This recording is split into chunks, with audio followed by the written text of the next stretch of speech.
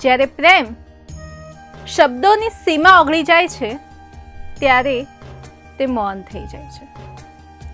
શ્રીમદ ભાગવતના ગોપી ગીતનો 18મો શ્લોક. વ્રજજનો કસામ વ્યક્તિરંગતે વૃજિનહંતય વિશ્વમંગલમ ત્યજમનાકચ સ્તવ પૃહાત્મા સ્વજનરુજાં યન્નિષૂદનમ. ગોપીઓ વનમાં ભટકી રહી છે. તે કૃષ્ણને શોધી રહી છે, પરંતુ હવે તેમની પાસે શબ્દો નથી રહ્યા. જેમ એક નાનું બાળક રોતું હોય અને તેની માને શોધતું હોય ત્યારે તે માત્ર મા કરીને તેની માને શોધશે, કારણ નહીં કહે. તેવી સ્થિતિ કંઈક ગોપીઓની છે. તે માત્ર રુદન કરી રહી છે. ગોપીઓ કહે છે, હે પ્રિયતમ, તમારો અવતાર તો વ્રજવાસીઓ અને વિશ્વનું મંગલ કરવા થયો છે. તમે તો દરેકના દુઃખોને હરવા માટે આવ્યા છો. અહીં ગોપી એક ઊંડી વાત કહી રહી છે.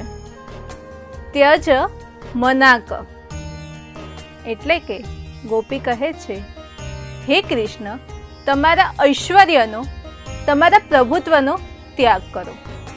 અમારે તમારા ઐશ્વર્યની જરૂર નથી. અમારે તો કૃષ્ણ જોઈએ છે. અમારે તમારા સાનિધ્યની જરૂર છે. ગોપીઓ જાણે છે કે કૃષ્ણ એવા પ્રેમી છે કે જો ગોપીઓ હઠ કરશે તો તે બધું છોડીને તેમની પાસે આવી જશે.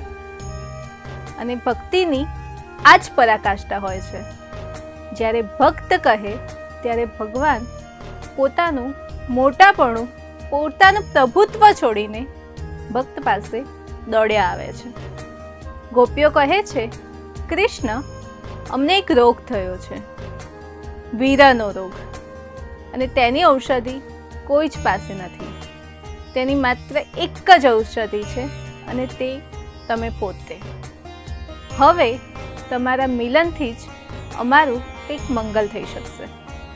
અહીં ગોપી પોતાની ભૂલ સ્વીકારે છે.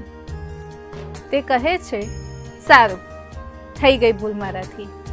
પરંતુ ગોપીને ચિંતા કઈ વાતની થઈ રહી છે? ગોપીને ચિંતા છે, આટલું અંધારામાં, આટલી રાતે તમે વનમાં ભટકતા હશો, ને તે પણ અમારા લીધે. જો તમને કંઈક થશે તો, જો તમારા પગમાં કાંટો કે પથ્થર વાગી ગયો તો, અને તમને પીડા થશે તો તે અમારાથી સહન નહીં થાય. જ્યારે વેદના તેની હઠ વટાવી દે ત્યારે જીભ બોલતી બંધ થઈ જાય છે. ગોપીઓના આંખોમાંથી અવિરલ અશ્રુ પડી રહ્યા છે. ગોપીઓની આંખો સૂજી ગઈ છે અને તેમની દ્રષ્ટિ ઝાંખી પડી ગઈ છે. એક યોગી જ્યારે ધ્યાન ધરે છે ત્યારે તે સમાધિમાં જાય છે, પણ ગોપીઓની પ્રતીક્ષા એ પ્રેમ સમાધિ છે. તે હવે કૃષ્ણને પુકારતી નથી, તે તો હવે કૃષ્ણમય બની ગઈ છે. હવે આખા વનમાં માત્ર ગોપીઓના રુદનનો અવાજ સંભળાઈ રહ્યો છે. બાકી અવિરલ શાંતિ છે. અને આ એ સ્થિતિ છે જ્યારે ભક્તનો અહંકાર ચૂર થઈ જાય છે અને પરમાત્માને પ્રાપ્તિ માટે તે તૈયાર થઈ જાય છે. ગોપી ગીતનો આ શ્લોક આપણને શીખવે છે કે પરમાત્માની પ્રાપ્તિ માટે જ્ઞાન કરતાં ભાવની વધારે જરૂર છે. જ્યારે તમે ભાવમય બની જાઓ છો અને તેને પુકારો છો ત્યારે તે અવશ્ય આવે છે. ગોપી ગીતના 19મા અને છેલ્લા શ્લોક વિશે વાત કરીશું આવતા વિડીયોમાં.